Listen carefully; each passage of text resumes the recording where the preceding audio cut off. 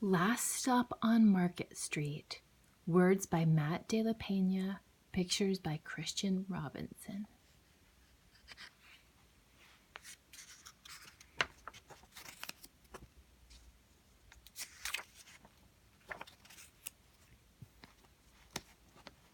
CJ pushed through the church doors, skipped down the steps.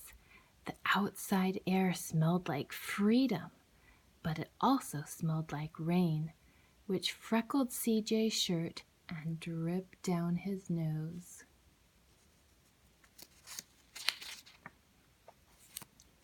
He ducked under his Nana's umbrella, saying, "How come we gotta wait for the bus in all this wet?" "Trees get thirsty too," his Nana told him. "Don't you see that big one drinking through a straw?" CJ looked for a long time but never saw straw.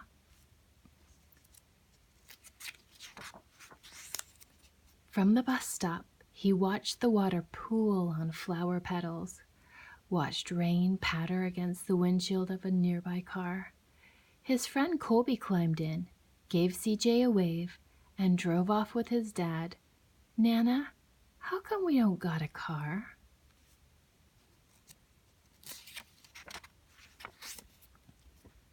"Boy, what do we need a car for? We got a bus that breathes fire, and old Mr. Dennis who always has a trick for you." The bus creaked to a stop in front of them. It sighed and sagged, and the doors swung open.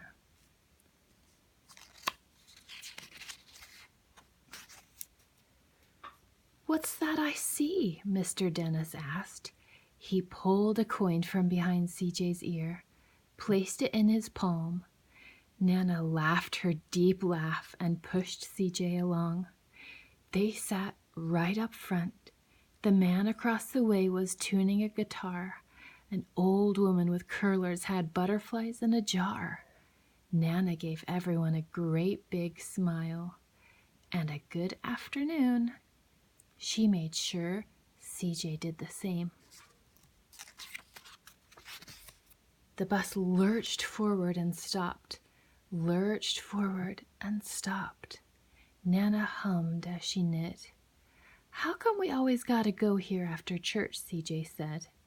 "Miguel and Colby never have to go anywhere." "I feel sorry for those boys," she told him. "They'll never get a chance to meet Bobo or the Sunglass Man. And I hear Trixie got herself a brand new hat." CJ stared out the window, feeling sorry for himself. He watched cars zip by on either side, watched a group of boys hop curbs on bikes. A man climbed aboard with a spotted dog. CJ gave up his seat. "How come that man can't see?" "Boy, what do you know about seeing?" Nana told him. "Some people watch the world with their ears." "That's a fact. Their noses, too," the man said, sniffing at the air. "That's a mighty fine perfume you're wearing today, ma'am." Nana squeezed the man's hand and laughed her deep laugh. Two older boys got on next. CJ watched as they moved on by and stood in back. "Sure wish I had one of those," he said. Nana set down her knitting. "What for?" "You got the real-life thing sitting across from you. Why don't you ask the man if he'll play us a song?" CJ didn't have to. The guitar player was already plucking strings and beginning to sing. "To feel the magic of music," the blind man whispered, "I like to close my eyes." Nana closed hers too. So did CJ and the spotted dog. And in the darkness, the rhythm lifted CJ out of the bus, out of the busy city.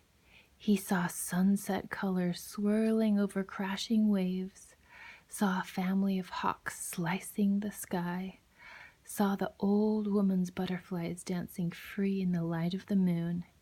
CJ's chest grew full and he was lost in the sound, and the sound gave him the feeling of magic. The song ended and CJ opened his eyes. Everyone on the bus clapped, even the boys in the back. Nana glanced at the coin in CJ's palm. CJ dropped it in the man's hat. "Last stop on Market Street," Mr. Dennis called.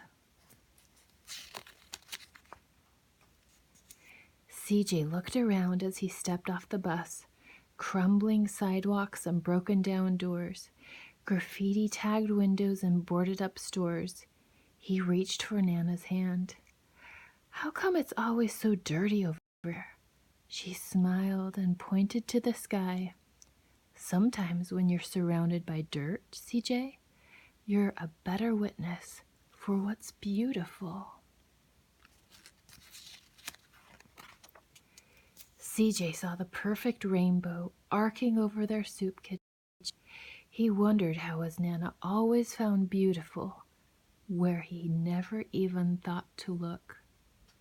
He looked all around him again, at the bus rounding the corner out of sight, and the broken street lamps still lit up bright, and the stray cat shadows moving across the wall.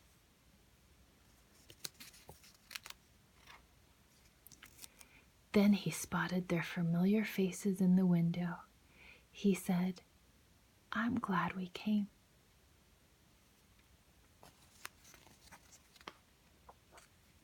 He thought his Nana might laugh her deep laugh, but she didn't. She patted him on the head and told him, "Me too, CJ. Now, come on."